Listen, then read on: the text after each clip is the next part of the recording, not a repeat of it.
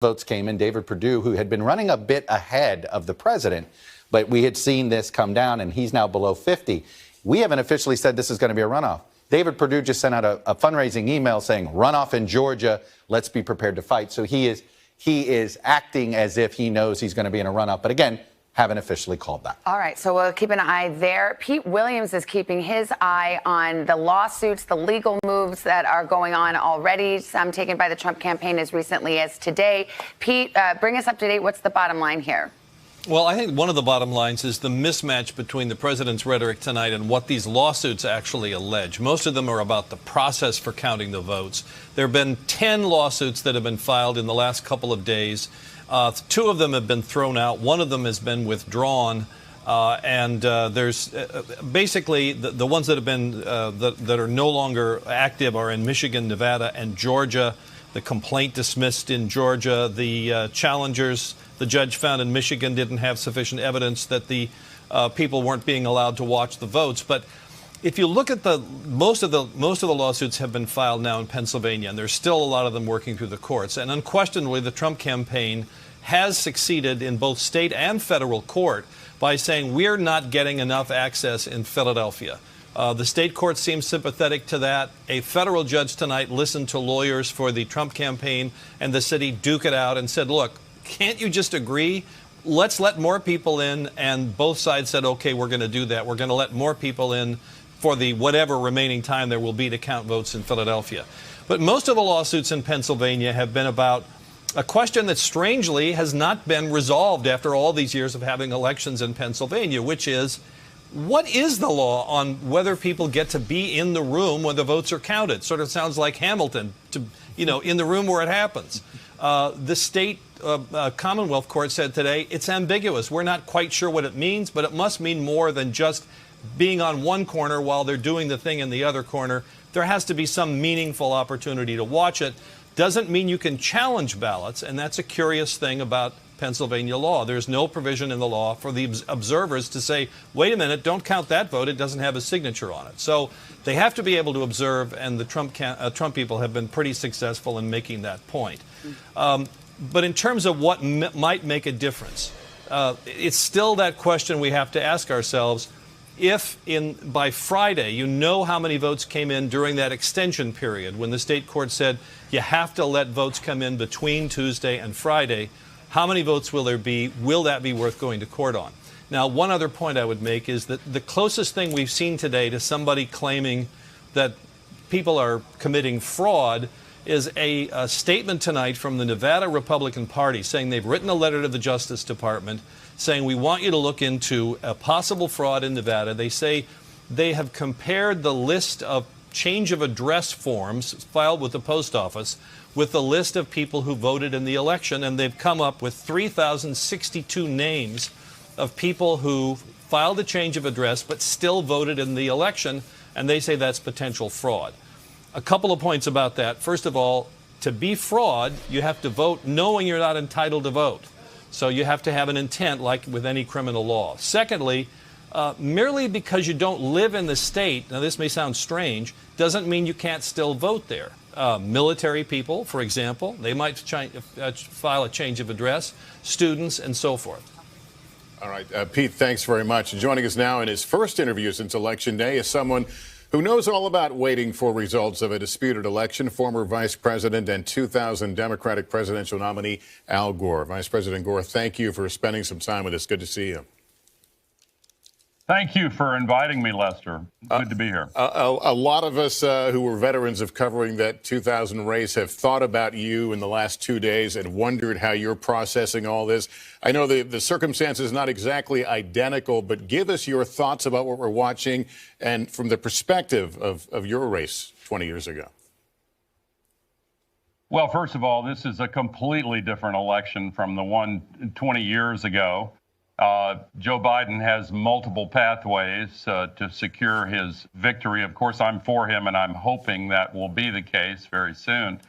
But the most important principle that I defended 20 years ago, that Joe Biden and many others are defending tonight, is let's count every legally cast vote and obey the will of the American people.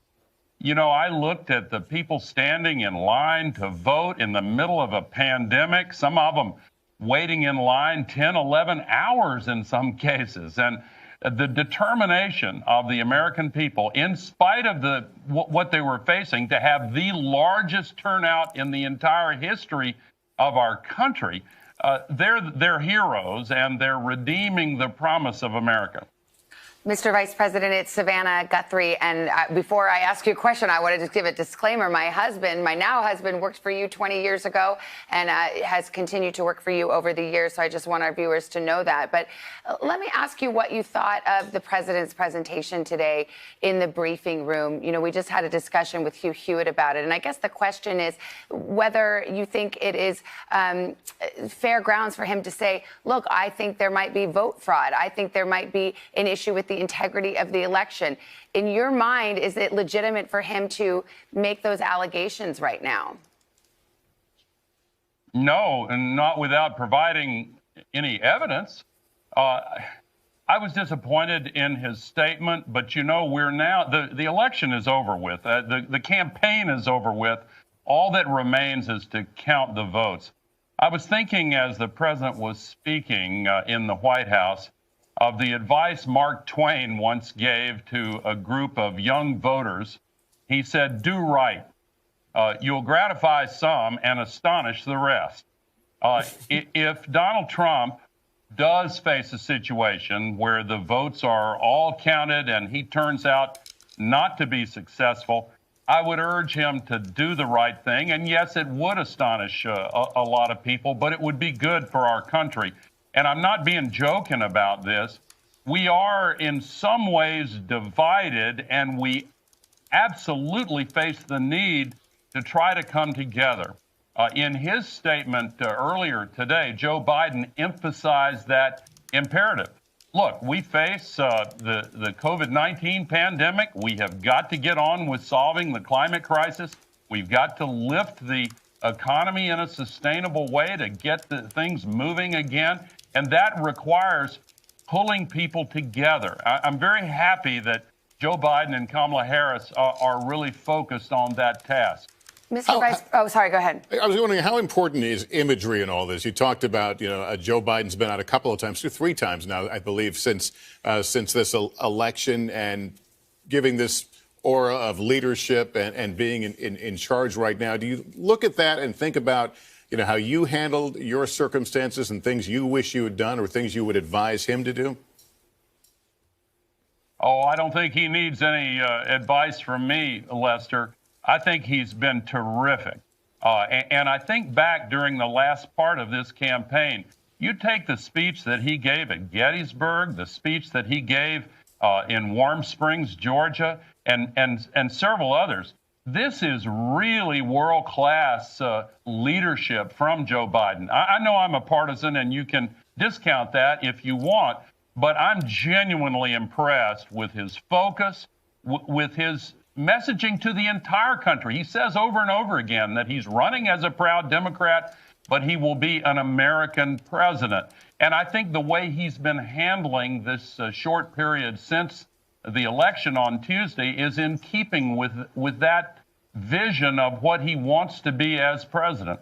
And of course, by contrast, Donald Trump has come out and, without any evidence whatsoever, alleged that because he's losing it must be fraudulent. I wish he wouldn't do that. But I will say this to those who share my political views. The time for, criticizing Donald Trump as if the campaign was still underway, that's past now. We need to find a way, and I surely hope the president will find it in his capability to join in this process. I don't know if he will, but I hope that he will find a way to fall in. behind those of us who are trying to bring the country together. Mr. Vice President, you don't often talk about what happened in 2000. It's not something you do a lot of interviews about. Your former running mate, Joe Lieberman, wrote an article talking about that moment when the United States Supreme Court came back and decided that the recount was over. Mr. Vice President, you don't often talk about what happened in 2000. It's not something you do a lot of interviews about. We still have legal recourse. There's more to do here. Former running mate, and Joe Lieberman, you said an article talking about for the good of the country. We got to end it. We got to end it right now. Can you talk about that moment, what your thinking was, and how difficult a moment that was for you 20 years ago? Well, first of all, I don't remember there being any good legal recourse left. The governor of the state in question, where the ballots were not being counted and recounted, had an interest in this. There is no intermediate step between a final Supreme Court decision and violent revolution. And the Supreme Court interprets the laws. They issued an opinion, and to run the risk of violence in the streets without any change in the outcome seemed to me to be not in the best interests of the country.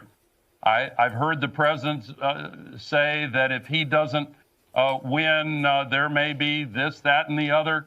Nobody should be inciting violence. That's dishonoring the mandate of the American people to make this choice. You know, the foundation of our country is the principle that all just power is derived from the consent of the governed. These elections are the way that we give that consent. And there's something majestic about listening to the will of the American people and then respecting the will of the American people when their decision is fairly tabulated and announced. We're on the verge of that moment. And I would urge all Americans, including especially those who might be tempted to follow the direction that Donald Trump pointed in the White House earlier today, to reject that approach and focus on what's most important, and that is the best interests of the United States of America. And with that, we'll leave it there. Vice President Al Gore, good to see you. Thank you for taking some time with us tonight. Thank you. We will take another quick break here. We'll be back with more as the votes continue to come in. We'll give you an update, top of the hour, as our coverage continues right here on NBC. Good morning. Welcome to Today. We're glad to have you with us. This fall, we're right there with you. Bảo là nó có thể giúp bạn nhớ một từ nào đó chỉ trong vòng 30 giây thôi. Bởi vì nó có thể giúp bạn tạo ra những trải nghiệm với từ đó. Đầu tiên mình muốn nói rằng là video của mình rất là khoa học và mình School. What do you guys think? We're excited? Or back to work. We're keeping you safe. I love being back. Every morning on Today. Police murder of unarmed black men has been an American way of death across centuries. After seeing the most comprehensive police reform bill ever introduced in Congress, I've begun to wonder if now is the time. If now is the time the protesters finally win. The Last Word with Lawrence O'Donnell, weeknights at 10 on MSNBC.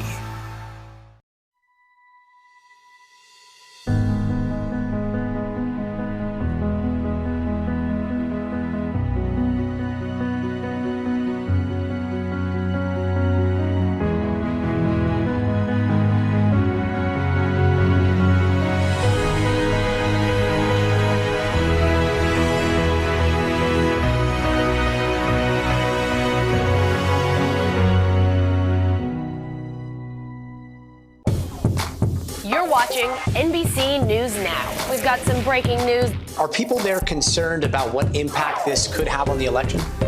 It's news made for your streaming world. Introducing the MSNBC Daily, featuring written perspectives by experts you know and trust for a better understanding of the stories that matter most. Check out the MSNBC Daily today at msnbc.com.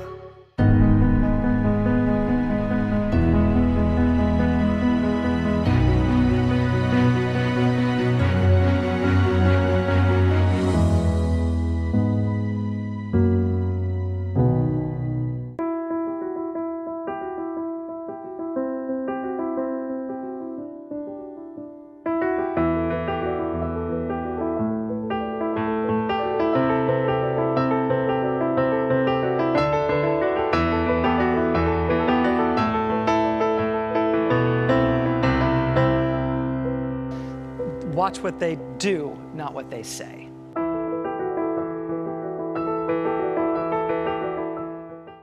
President Trump and Joe Biden hit the trail. At the center of this campaign, coronavirus. The story The battleground blitz as we enter the final stretch of the 2020 race. from every angle. If you were sitting here talking to Joe Biden and President Trump, what would you want to tell them right now? On the ground The wind spanning these flames are expected to last another 24 hours. and in depth. We now have 2 vaccine trials on hold. Should people be concerned? NBC Nightly News with Lester Holt.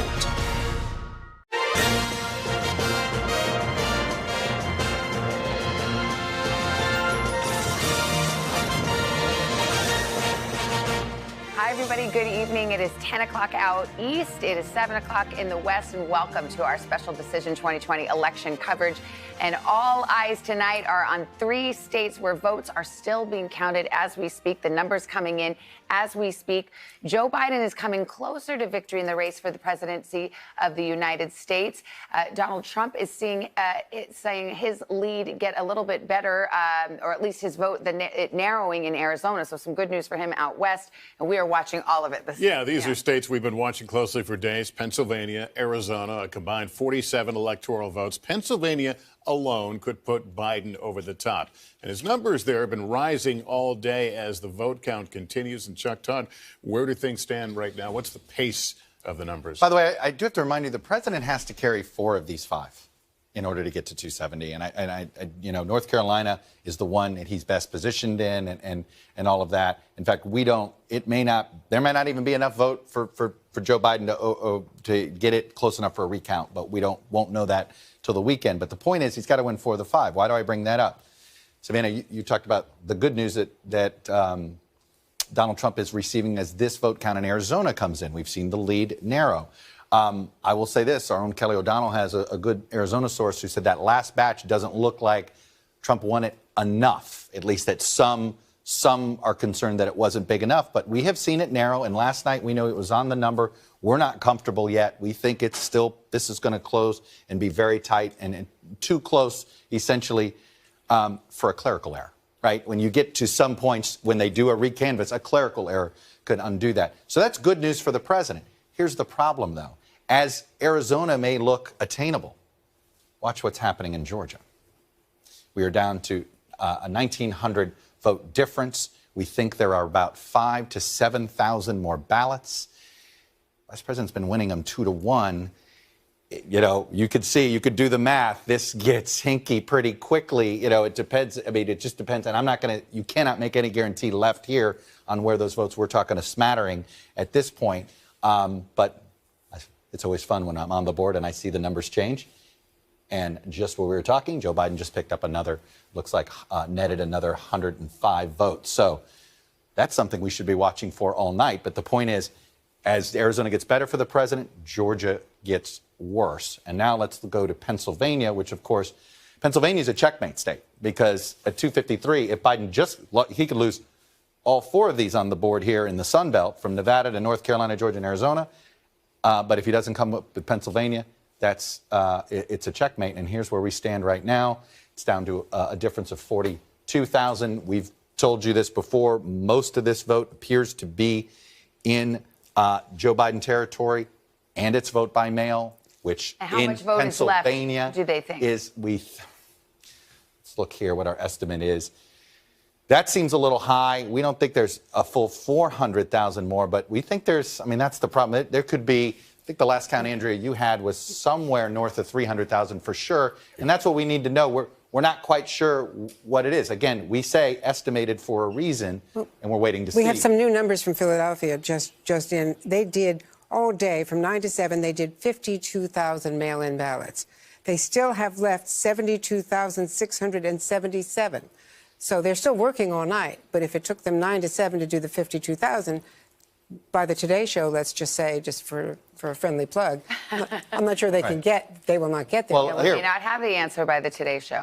We can do some quick back of the envelope math. We think the way turnout has come, the best guess is that Joe Biden will net out of Philadelphia somewhere in the range of what Hillary Clinton got, say between 450 and 480,000. And so right now, he nets anywhere, if we assume he's going to net another 50 just out of Philadelphia, with what's left, you see what 50 would do. And that's just one county. We know that there's some more suburban vote there, and I believe there's still a little bit more in Allegheny. But again, we're now getting to that point where it's going to be a piece of it everywhere. But it's a trend that's should be troubling to the White House, and certainly gives optimism to Wilmington. All right, Chuck, let's bring in Hallie Jackson at the White House right now. And we're going to get to Jeff Bennett at Biden headquarters. But Hallie, first of all, how is the White House, how are the president's people feeling about his remarks that he made this evening?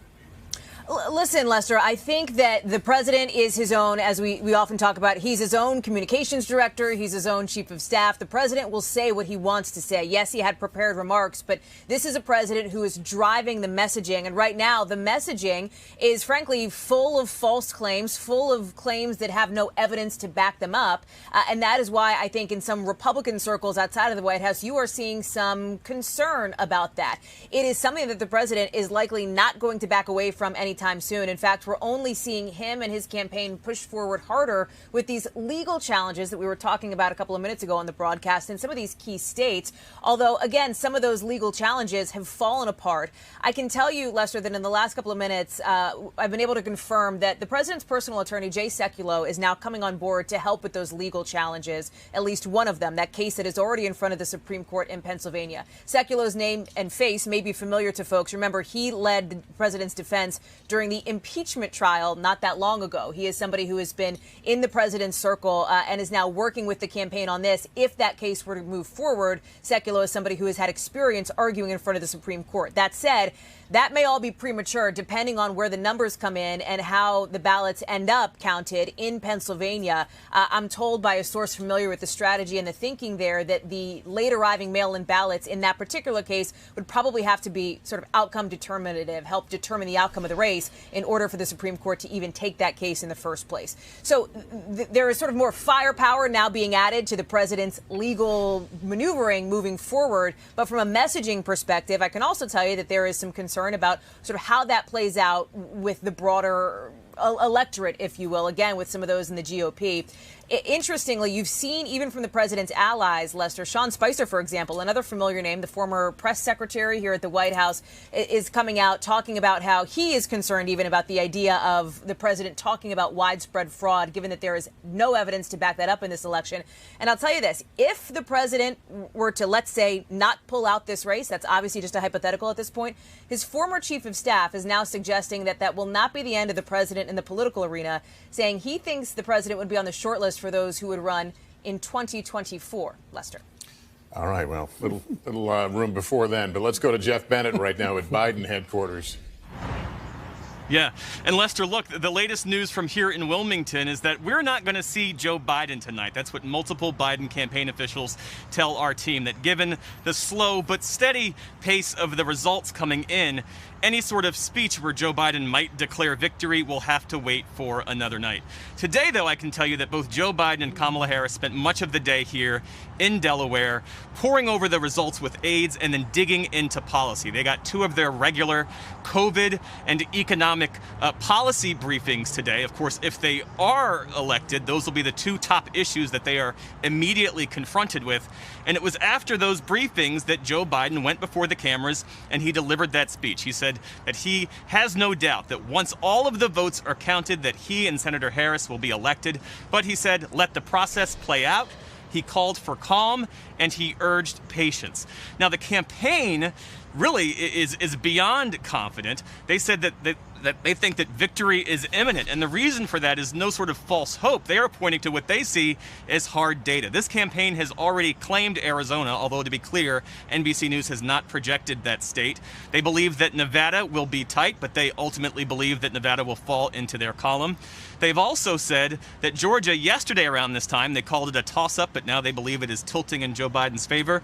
And in Pennsylvania, they're urging patience, but they think that Joe Biden will emerge with a healthy margin. So right now, they are sitting back, they are watching this all play out, and they're preparing. Earlier today, they were testing the stage here behind me. And then beyond that, Joe Biden's team, I'm told, is also preparing for a transition. So they are moving forward, but this has been a very disciplined campaign. The Biden campaign prides themselves on having been disciplined and tuning out all of the noise. So they are just really in a wait-and-see mode right now. All right, Jeff Bennett, thank you. All right, joining us now, Arizona's Secretary of State, Katie Hobbs. We talked to her 14 hours ago. We have to stop meeting like this, Madam Secretary. But the votes are still out in Arizona. We are starting to see them come in. We've gotten another batch tonight. You know my next question. How much is there left, and when are we going to get it? There are approximately 285,000 ballots left in the state. Approximately 200,000 of those are in Maricopa County. They are counting through the night and updating us again, 9 a.m. Arizona time, 11 East Coast, and then again at 7 p.m. tomorrow. I think we'll see a large number of those votes counted tomorrow, and they told me they expect to get through the bulk of those ballots by this weekend. So they're pulling an all-nighter tonight to keep counting? Yes, yeah, and they'll update totals again tomorrow morning, 9 a.m. Arizona time. Is there something different with the infrastructure this year in the way you're counting due to the pandemic? They do have folks as spaced out as possible. It's a big room, but there's a lot of people in there doing the work that needs to be done. But we're actually ahead of where we were this year than where we were at this time in 2018. Maricopa County does have new equipment. It speeds up the adjudication process. And so things are going faster than they were 2 years ago. Secretary Hobbs, do you know what the nature of these ballots that are outstanding are, whether they're provisional ballots, whether they're walk-in ballots? You know what we want to do with that information. The political analyst Chuck's over here doing math. He wants to analyze what that might mean for the candidates. So do you have an answer to that, what kind of ballots we're talking about? Yeah, the bulk of them are still regular early ballots. For Maricopa County, I don't have the breakdown on how many of those are provisional ballots, but it's not a large portion of them. And the provisional ballots are going to take a little bit longer. Counties have up to 5 business days to rectify those and determine their eligibility to be counted. So they won't be able to start counting those until Wednesday. All right. We eagerly await.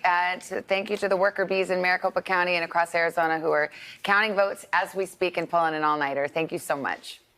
You want to? I'm happy to do the math real fast for you. Oh, Chuck's doing math. Happy to do it. Look, judged by what she just said, 285,000 ballots.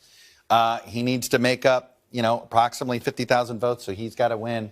The president. The president has to win 58.5% of those ballots, assuming they aren't provisional or anything. He's got to win at that clip, which is actually a point higher than the clip he won that the ballots came in last night. So, look, it's not impossible based on what we see. Some of the batches that have been coming in the last day, have gotten to about that number, but he hasn't been over that margin. And here's the problem: you need to average that over all of it, so we don't, we don't see it. We'll see.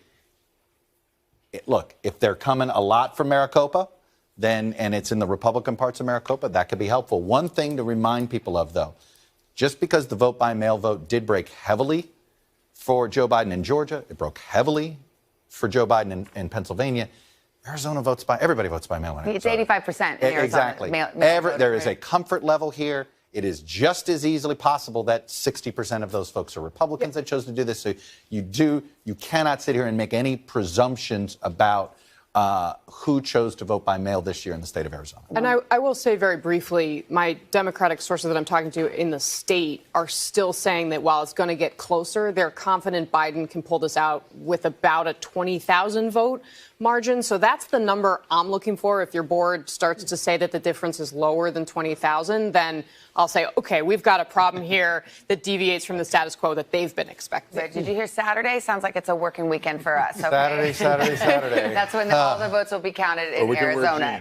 Yes, Oh, is that a okay, jeans good. day? We can Casual wear jeans Saturday? if we come in on a weekend. That's the rules. Great. With us now is Robert Gibbs, former press secretary to President Obama and a political contributor for NBC News. Robert, I'm just curious your take. You've heard all this conversation. What is standing out in your mind tonight?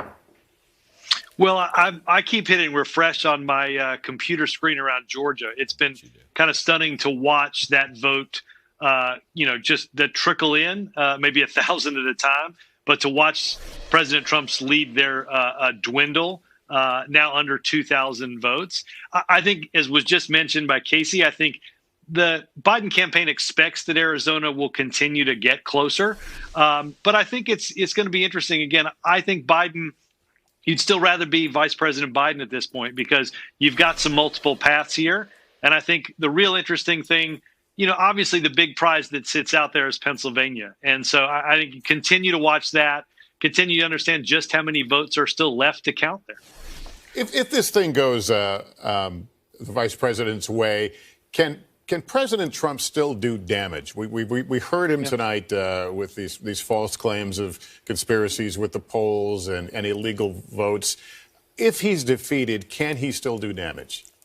Absolutely. Absolutely. I think, there's no doubt that his supporters, which we know is, a significant amount of the country, he got more of those voters to come out in 2020 than he did in 2016. So they're going to watch and listen, and many will act and believe exactly what he tells them. So there is significant damage that he can do. I was struck by just listening to former Vice President Al Gore and to remember what that election was like 20 years. to lose an election by less than 600 votes nationally and to do it in the way he did it, I think speaks volumes and hopefully can be a model for not just Trump or anybody that loses an election, because the magnanimity that he left the office so close to being president of the United States. Robert, thanks. Thank you, Robert. By the way, just to be also, it's politically better to be conciliatory because it puts you in a position. I mean, Al Gore was certainly in the position to run for president again by the way he handled himself there. There was a lot of positive vibes. So there's an argument. If the president is serious about wanting to run in 2024, how he handles this moment is actually perhaps helpful to his future political standing. So it's not just the long-term, the right thing for the country. And I think Al Gore, to this day, it's the single most important concession speech in this country's modern history. People should just look it up. Yeah. Look that speech up and read it. But and think about it. Again, even looking at it from a crass political perspective, it doesn't make any sense for the president to behave this way if he actually has aspirations in 2024. Well, so if I can just add one thing to this conversation, I mean, since we're talking with Hugh Hewitt, and since the president came out, we have started to see this start to change among Republicans. You had Ted Cruz, Lindsey Graham, both speaking on Fox News, buying into the president's frame for this. And I just got a note from an operative out in Kansas. They're saying that there's a groundswell coming in from voters who are saying that members should start to call out fraud. So I think that's some direct evidence of just how directly this president speaks to his base and how they react to it. Here's the bottom line. If there's fraud, then they should file a lawsuit and prove it. And that's the bottom line. If there's fraud, everyone should want to know about it. But they have to file a lawsuit, they have to present evidence, and they have to get a federal judge to believe it. And if they can do that, then the conversation is worth having. But until that moment, I think that's the issue that folks are having with what the president is saying, is sort of throwing out these big accusations. If you have evidence of it, you come to court, you prove your case. That's the way we do it. The problem is that his supporters are going to believe him, regardless of that process. And so that's why it is so important to point out exactly what you just did. Well, that's what Al Gore was saying, that this is a really damaging message to people. Look, Rick Grenell and company were in Arizona last night.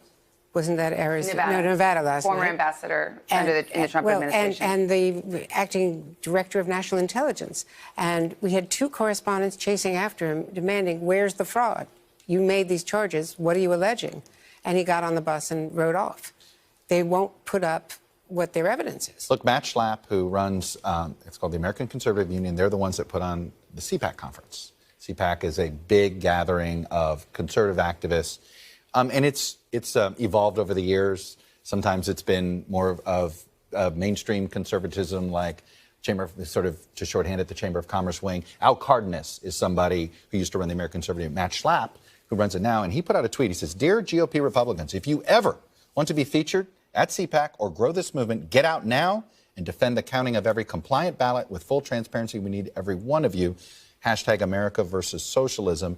And you've seen, now it's interesting, I'm going to read the governor of West Virginia, a Republican. This is somebody who is a Trump ally. What's interesting, some of them are trying to walk a line. Listen to this comment from Governor Justice. "We must stand up for transparent, fair, free elections. President Trump is right to demand every legally cast ballot be counted with full transparency and accountability. This is critical to instill trust, confidence, and integrity of America's elections." I give him credit. It sounds like he's supporting the president, but he's not saying anything that I think anybody else on the Democratic side of the aisle would be saying about what you want to see happen. Let's not forget in 2016, the president launched a commission, or 2017 commission, to look for voter fraud in the last election and couldn't find it. 3 million votes. Well, that was an election he won, too. So let's remember that as well. We've seen this theme from the president for a long time. So we'll see if they can produce evidence and prove their case. And we'll continue to watch it. Our Special Decision 2020 special coverage will continue in just a moment. We're back right after this.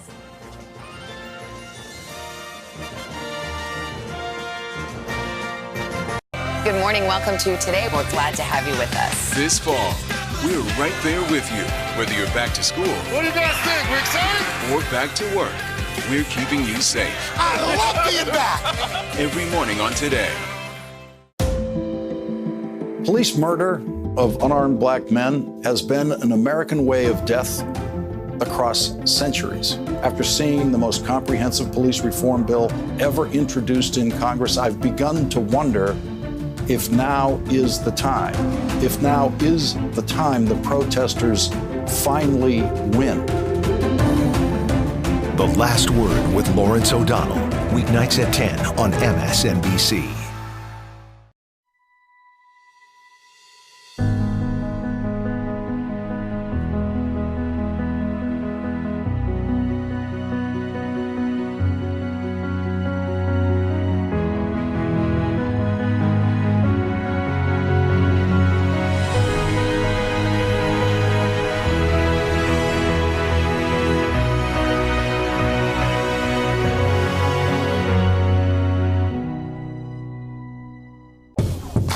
You're watching NBC News Now. We've got some breaking news. Are people there concerned about what impact this could have on the election? It's news made for your streaming world. Introducing the MSNBC Daily, featuring written perspectives by experts you know and trust for a better understanding of the stories that matter most. Check out the MSNBC Daily today at msnbc.com.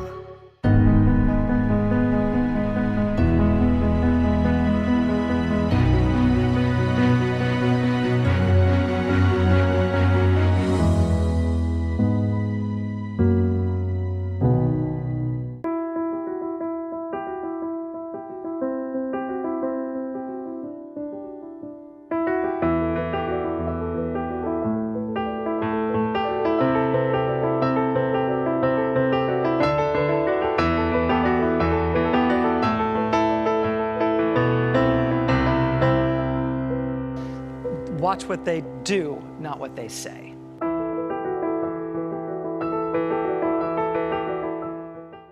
President Trump and Joe Biden hit the trail. At the center of this campaign, coronavirus. The story. The battleground blitz as we enter the final stretch of the 2020 race. From every angle. If you were sitting here talking to Joe Biden and President Trump, what would you want to tell them right now?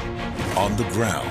The winds fanning these flames are expected to last another 24 hours. And in depth. We now have 2 vaccine trials on hold. Should people be concerned? NBC Nightly News with Lester Holt.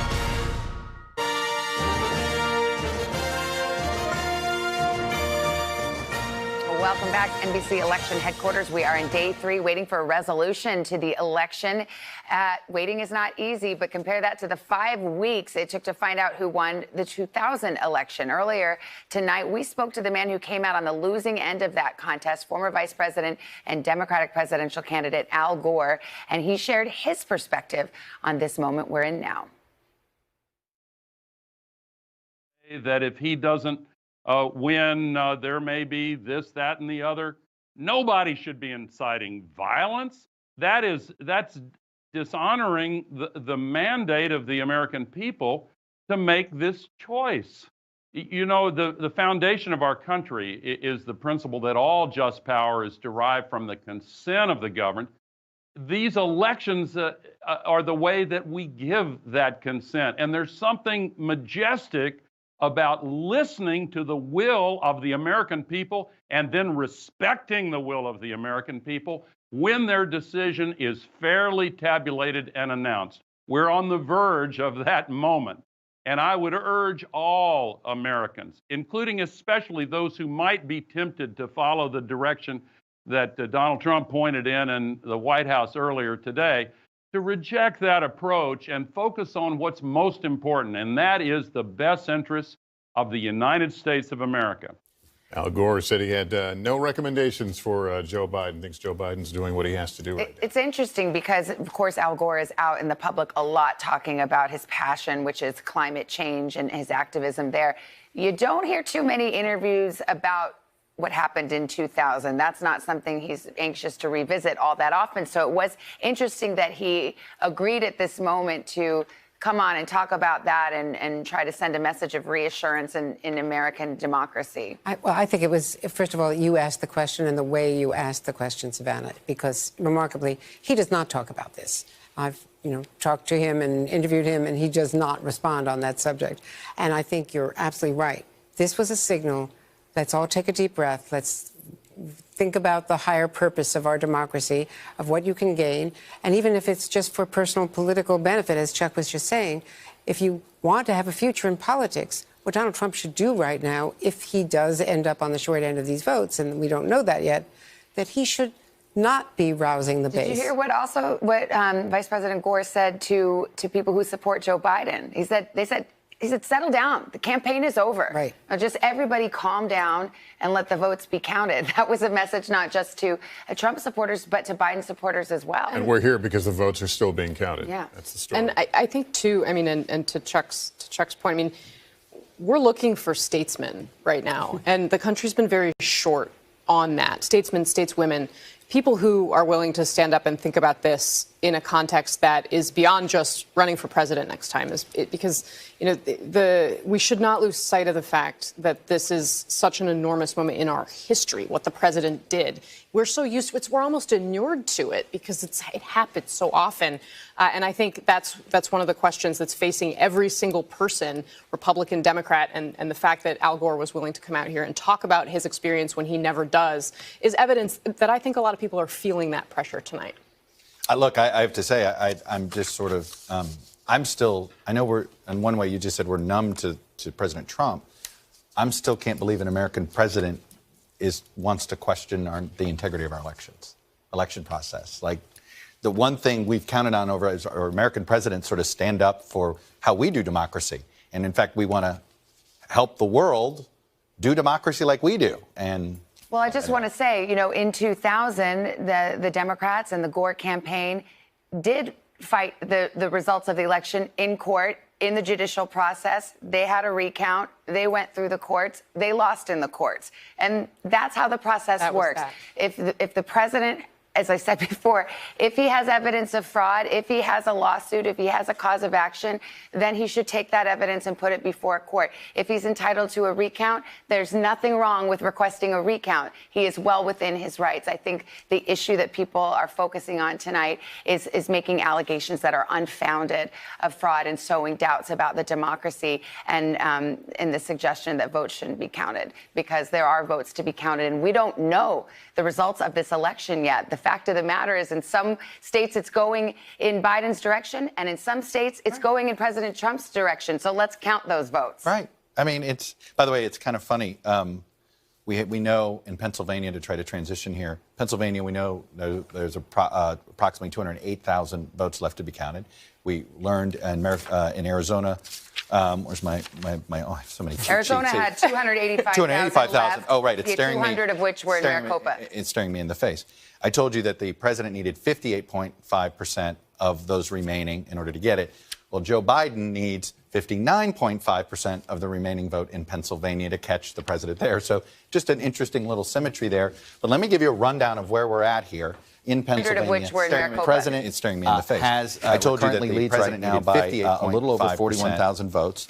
We've gotten this report about 208,000 of those remaining. And we seem to know which counties Joe Biden which. So look, 59.5%. I gave you the percentage there. Remaining vote. Joe Biden needs to win at a 59% clip. He's been winning at a larger clip than that. This is not unusual. But let me give you a rundown of where we're at. Of this 208,000, we know that 72,000 are going to come out of Philadelphia. I told you that the leads right now by a little over that.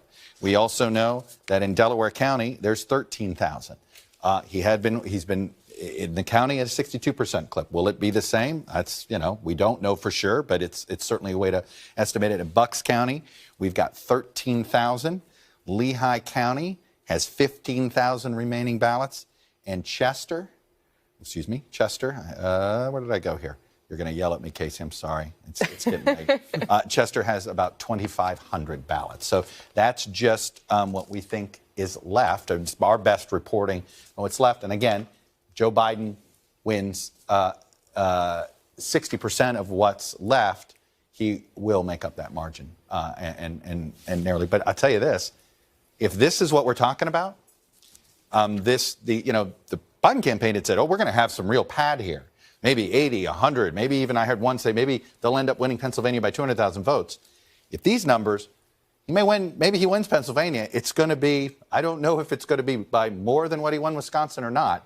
It's going to be awfully close. And it's interesting because Pennsylvania would be the deal sealer for him. It would be the keystone. It would be the keystone. Very good trivia. That's where that comes from. You've been waiting for that, huh? You did it on 2 hours sleep, too. But that's also where probably the most promising litigation for the president is in Pennsylvania in a case that's already come up before the Supreme Court is kind of waiting in the wings. So, and they are those ballots, they segregated ballots, and this has to do with any absentee ballots that come in after Election Day, but that were postmarked in this 3-day window. That was sort of, the Supreme Court let it stand for now. So it did sort of introduce some uncertainty. The legal term is kicking the can down the road. They said, okay? Pause, okay. Is that in Black's Law Dictionary? Yeah. It has to do with these ballots that if they were sent before Election Day and arrived by Friday, they could be counted. And there was a dispute over that. And if that becomes a live issue, but now there's a new member of the court because she did not have time to read the briefs till then, but she's had another 2 weeks. Yeah, so plot could thicken even more. Let's turn to the man who definitely understands the numbers behind this election better than anyone, our director of elections, John Lipinski. John, it's good to see you. So what do you make? We've been hearing your protege Chuck here talking through the numbers. How do you see it? Yeah, I mean, right now I think that Biden's best path to 270 is definitely through Pennsylvania. We've been crunching the numbers, and over the last 24 hours, every batch of vote that comes in just keeps pushing the results closer to Biden. All our models are pointing to Biden. We probably think if the results continue the way they are, that Biden will, win by 50 or 60,000 votes. Well, talk about Arizona, if you can. We just saw some new numbers dropped in within the last couple of hours. I think there's more expected tonight. Are you getting an idea where those are coming from and what they might be telling us? Yeah, the thing that's most important is, obviously a lot of them are coming from Maricopa, but they're looking a lot like Election Day vote. I mean, and what I mean by that is same day vote, because as Chuck had pointed out, almost everybody votes by mail. They're breaking Trump. This race is going to be razor thin. There's no way that someone should be calling this race right now. I think that it is definitely going to become extremely close. I think Biden probably has a slight edge, but only a slight edge. What about Nevada? That's one where another cliffhanger. I think they said we would hear more from them tomorrow morning, but it's not going to be the end of the story. But that's another one where Biden gained some vote today, but not enough for folks like you to call it and say this is going to be his state. Yeah, I think it's really the vote that's out in Clark is going to be really important. It's early vote. Everything is early vote there. We actually thought there might be a chance of calling that race today, but they kind of gave us a false alarm because they gave us so little vote out of Clark. We're expecting quite a bit more tomorrow at noon, so there's a possibility that we could actually call that race tomorrow. It just depends upon what they give us and what the vote shows. All right. I was going to say, dare we ask him about Georgia? I But was- we know the Georgia story. That was my sign language to Savannah. Just throw. I was sending you a note. I couldn't even read Any his more on handwriting. Georgia? Any more on Georgia, Lipinski? Any more insight? Yeah, I mean, Georgia. Yeah, I think Georgia is just not a callable race right now. It is just going to be so close. I mean, Biden may go up just a little bit, but it doesn't meet our standards. It is going to be a race that's going to be, I think a check mark probably won't go in there for a couple weeks. All right. Oh. It's literally tied. All right, John. It's 2 weekends. Thanksgiving, actually. Yes, okay. Speak for yourself. John Lipinski, thanks for your hard work. We appreciate it. Time for another break. We're back in a moment with more special coverage of Decision 2020 as the votes roll in just a moment.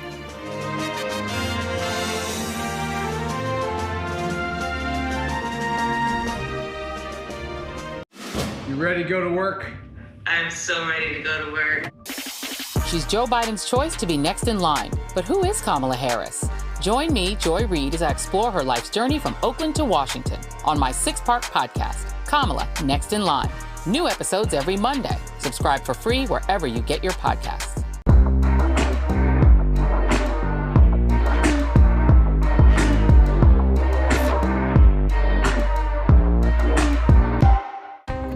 Washington feels more chaotic than ever. It's my job to ask the tough questions, left and right, and help you make sense of it all. You ready to go to work? I'm so ready to go to work. She's Joe Biden's choice to be next in line. But who is Kamala Harris? Join me, Joy Reid, as I explore her life's journey from Oakland to Washington on my 6-part podcast, Kamala Next in Line. New episodes every Monday. Subscribe for free wherever you get your podcasts. For breaking news in our changing world, download the NBC News app. President Trump and Joe Biden hit the trail. At the center of this campaign, coronavirus. The story. The battleground blitz as we enter the final stretch of the 2020 race. From every angle. If you were sitting here talking to Joe Biden and President Trump, what would you want to tell them right now? On the ground. The winds fanning these flames are expected to last another 24 hours. And in depth. We now have 2 vaccine trials on hold. Should people be concerned? NBC Nightly News with Lester Holt. Good morning. Welcome to Today. We're glad to have you with us. This fall, we're right there with you, whether you're back to school